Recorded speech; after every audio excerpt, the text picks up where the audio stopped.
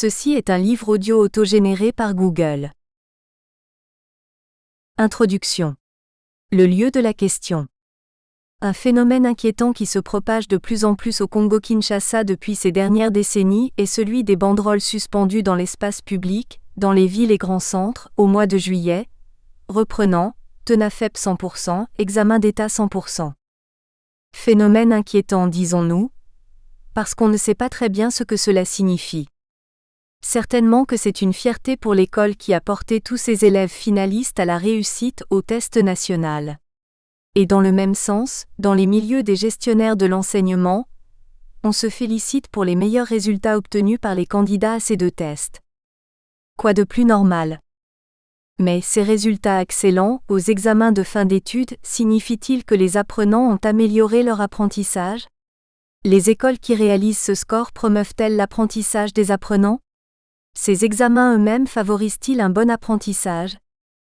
Si tel est le cas, comment expliquer alors, pour nous limiter aux élèves qui passent leur diplôme d'État et entrent à l'université, qu'il y ait tant d'échecs dans la première année universitaire, comme le démontre une enquête que nous venons de réaliser à l'Université catholique du Congo, Kinshasa, une des meilleures du pays? L'analyse des résultats, considérés dans leur ensemble, de ces néo-étudiants de l'Université catholique du Congo pour les années 2012 à 2013 à 2014 à 2015 porte à un constat amer. Quelles peuvent être les raisons de si mauvais résultats? Si l'élévation du standard de réussite à l'examen d'État ne s'accompagne pas de l'amélioration des apprentissages, quelle est la valeur de cette évaluation et qu'est-ce qu'elle vérifie vraiment? Voilà qui nous amène à reprendre en les ajournant les questions posées par la docimologie au début du siècle passé, sur la validité du jugement évaluatif. Question encore plus cruciale aujourd'hui, où les mutations que connaissent nos sociétés exigent de l'école qu'elle forme les apprenants aux compétences de niveau supérieur qui leur permettent de relever les défis des conditions de vie devenant toujours plus complexes. Ce sont donc toutes ces questions du lien entre évaluation, didactique, enseignement, apprentissage et compétences qui feront l'objet de cette étude articulée en 5 chapitres. Dans un premier chapitre, nous parlerons de l'évolution de la docimologie, en mettant en exergue les nouveaux problèmes que pose la pratique évaluative. Notre deuxième chapitre sera axé sur la nécessité d'une évaluation qui promeuve les compétences. Au troisième chapitre, nous traiterons de la question d'une didactique susceptible de promouvoir une évaluation en vue de l'apprentissage. Il s'agira de réfléchir sur les stratégies à activer en classe pour développer les compétences des apprenants à travers l'évaluation. Notre quatrième chapitre portera sur les instruments d'une évaluation qui développe les compétences. Au cinquième chapitre, enfin, nous réfléchirons sur l'impératif pour l'enseignant d'analyser et d'interpréter de manière permanente les résultats de ses élèves. Cette étude se réalisant dans le contexte de l'école du Congo-Kinshasa, il est clair que ça et là des exemples seront tirés du milieu congolais. Mais les questions du lien entre les processus de formation et l'évaluation traitées ici intéressant toute l'école de quelque milieu qu'elle soit, nous nous inspirons aussi, cela va sans dire, des expériences venues d'ailleurs. Chapitre 1 – Nouveaux problèmes de la docimologie, dans le contexte particulier de l'école congolaise. Comme l'indique son étymologie grecque dokimasia dokimeija, qui signifie épreuve d'examen, les autres termes de la même racine étant dokimaso, dokimazo examiné, dokimastos, dokimasté examinateur, et louia de louo, logo, qui signifie discours ou science. La docimologie est la science des examens. Le terme fut proposé par le psychologue français Henri Pierron, 1881-1964, dans les années 1920, pour désigner la discipline scientifique analysant le fonctionnement des examens et de l'évaluation scolaire. 1. Un bref aperçu historique d'une discipline mouvementée.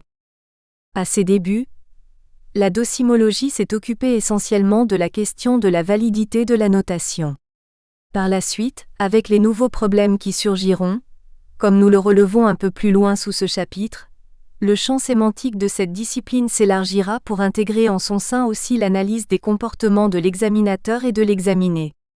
Aujourd'hui, le terme se confond avec le processus évaluatif lui-même. 1.1. La critique de la validité de la notation. Le concept d'évaluation signifie un processus à travers lequel on attribue une valeur à un produit, à une action, à une compétence, à une prestation, ou à un système complexe. Kalongi et Koji 2007, 1237. Appliquée à l'enseignement et à l'apprentissage, l'évaluation est définie comme un processus continu d'observation, d'enregistrement et de documentation du travail réalisé par les apprenants, servant de base pour une variété de décisions éducatives les regardant. Mais quelle est la valeur de ce jugement ou de ces décisions de l'enseignant, rendues particulièrement à travers la notation sur le travail des apprenants? Telle fut la préoccupation principale de la docimologie à sa naissance. Et c'est là une question qui demeure d'actualité, comme nous l'avons noté au tout début de cette étude. Les recherches que Pierron réalisa déjà en 1922 sur la notation démontrèrent que les notes attribuées aux élèves de l'école élémentaire aux examens présentaient une corrélation quasi nulle avec les résultats relevés par l'administration des épreuves objectives de la connaissance. Ce qui signifie qu'en fait les examens ne vérifiaient pas du tout ce qu'ils se proposaient de contrôler, à savoir, les habiletés et les savoirs des apprenants. L'importance de ces questions de la validité des épreuves des examens était telle, déjà à cette époque, qu'au congrès sur l'hygiène mentale organisé à Paris en 1922 par les tenants de l'école active, sous la direction de Claparède, 2 des 15 thèmes retenus pour ces assises portaient sur l'évaluation.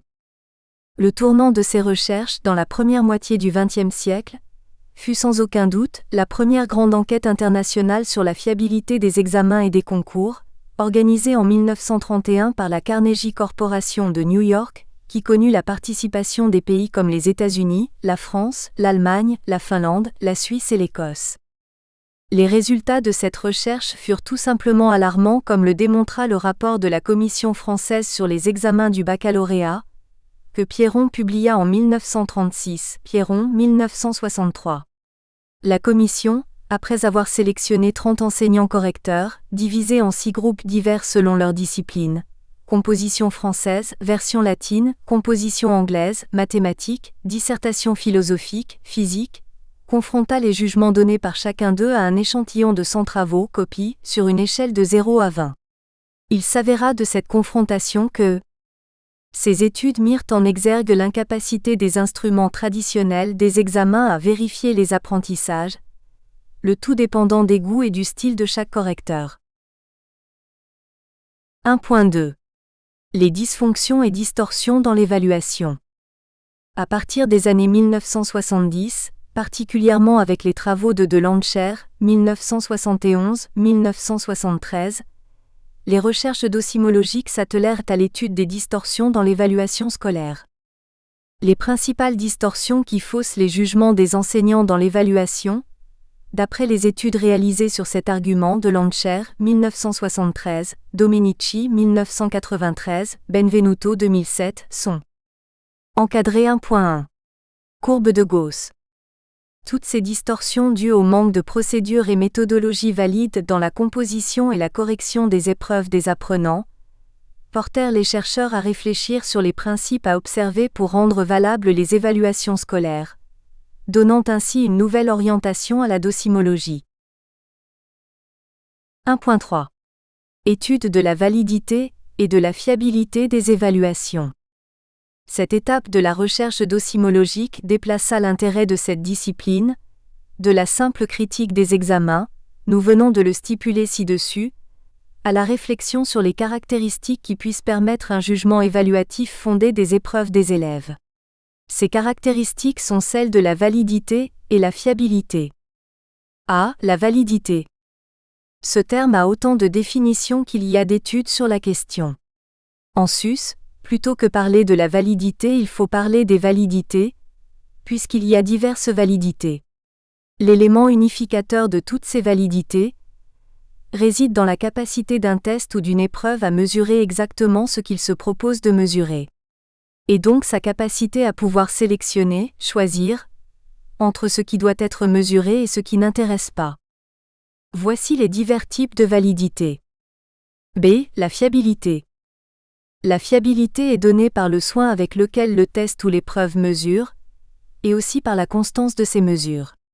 C'est justement cette constance qui doit fournir des résultats identiques dans des situations où le test, ou l'épreuve, est administré plusieurs fois au même individu dans les mêmes conditions ou par plusieurs correcteurs. Cela signifie que pour être fiable, le test ou l'épreuve doit être exempt d'erreurs dues aux facteurs externes. Le premier caractère de la fiabilité est assuré par l'homogénéité des items, qui ne peuvent pas se référer à des épreuves hétérogènes entre elles. Le deuxième caractère de la fiabilité est la stabilité. Ces deux caractéristiques, la validité et la fiabilité, garantissent l'impartialité. Celle-ci est la qualité de celui qui est objectif. Et dans l'évaluation, cela signifie juger les travaux des apprenants sans parti pris, en s'appuyant sur des critères objectifs. 2. Nouveau problème de la docimologie dans le contexte de l'école congolaise. La recherche des principes susmentionnés pouvant donner plus de fondement au jugement évaluatif que les enseignants font du travail des apprenants, a-t-elle résolu tous les problèmes liés à l'évaluation des apprentissages? Rien n'est moins sûr.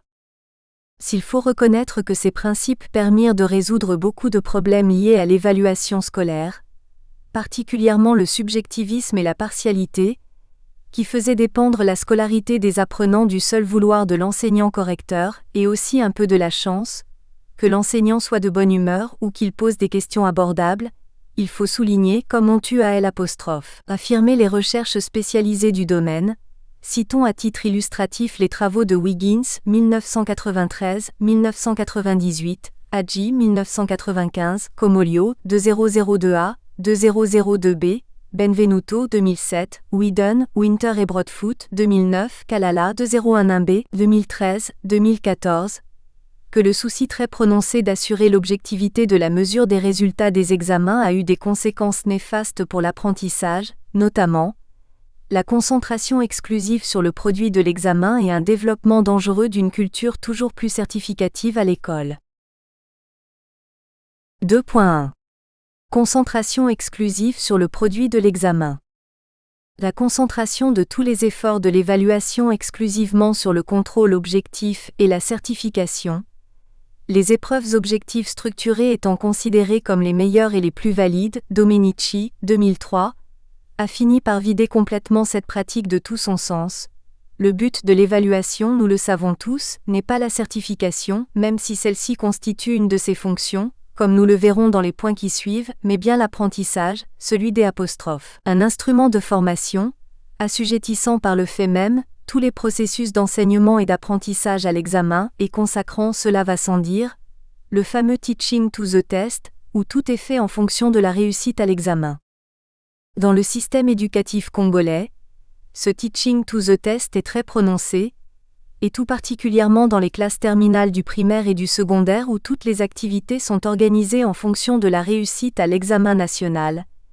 L'inutile test national de fin d'études primaires TENAFEP pour ceux de l'école élémentaire et l'examen d'État pour ceux du secondaire, aux dépens d'un apprentissage digne de ce nom. Une note sur la classification des épreuves. Puisque la suite de ce travail se référera régulièrement aux différents types d'épreuves, nous présentons ci-dessous la classification des épreuves, d'après le critère d'ouverture et fermeture des stimuli et réponses. Il existe plusieurs critères de classification des épreuves d'examen, notamment. Selon ce dernier critère, on distingue 4 typologies d'épreuves, à savoir. Type d'épreuves objectives. On distingue 4 types d'épreuves objectives, notamment l'item vrai-faux, le complètement épreuve lacunaire, l'item à appariement de correspondance et le choix multiple. Voici un exemple. Dans la première des 2 colonnes, sont indiqués certains événements de grande importance dans l'histoire du développement de la biologie. La deuxième colonne reprend quant à elle certaines dates. Écrivez à côté de chaque événement le numéro correspondant à la date où il eut lieu. Voici le corrigé A et 4, B et 1, C et 6, D et 2 sont appariés. Voici un exemple d'une question à choix multiple en éducation civique. Au Congo-Kinshasa, le président de la République est élu. A. Par le Sénat. B. Par l'Assemblée nationale. C. Par le Parlement réuni en congrès. D. Au suffrage universel direct. Parmi les conditions à respecter dans la construction des items à choix multiples, on peut relever les suivantes qui sont essentielles. De quel continent est l'actuel secrétaire général de l'ONU? 1 Amérique. 2 Asie. 3 Europe. 4 Moyen-Orient. Un produit commercial entre en maturité. 1 lorsqu'il a vieilli. 2 lorsqu'il ne se vend plus. 3 lorsqu'il est ancien. 4 lorsqu'il est sans intérêt. La forme du gouvernement où les citoyens délèguent le pouvoir à leurs élus est appelée une démocratie représentative. 2 Autocratie. 3 Pouvoirs autoritaires. 4 Dictatures. L'examen d'État au Congo-Kinshasa constitue un exemple parfait des items à choix multiples. Encadré 1.2. Objectivité et subjectivité dans l'évaluation. Cette question est certainement une des plus discutées dans les études portant sur la pratique évaluative. Qu'entend-on par objectivité et subjectivité dans l'évaluation? Nous venons d'expliciter ci-dessus ce que signifie l'objectivité dans l'évaluation, en insistant particulièrement sur l'impartialité du jugement de l'examinateur. Dans la suite de cette recherche, nous donnerons d'autres précisions chaque fois que le besoin se fera sentir. Mais habituellement, quand on parle de l'objectivité dans l'évaluation, on entend extrême neutralité de l'enseignant. Ce qui est erroné. Et ce n'est là qu'une caricature de cette pratique. Puisqu'il faut être objectif, dit-on dans certains milieux, il faut donner des tâches les plus mesurables possibles, de telle sorte que la subjectivité de l'évaluateur soit limitée au maximum. C'est ce qui a conduit entre autres à adopter la méthode des tests dans l'évaluation scolaire, et à recourir aux questions à choix multiples dont on connaît les limites les plus criantes. Ce type d'épreuve étant trop général, ne permet pas de voir la procédure qui a conduit l'apprenant à la réponse, et donc ne peut vraiment pas évaluer son niveau de compétence, comme nous le dirons dans la suite de cette réflexion. Nous espérons que vous avez apprécié cet aperçu. Pour continuer à écouter ce livre audio sur Google Play Livres, utilisez le lien dans la description de la vidéo.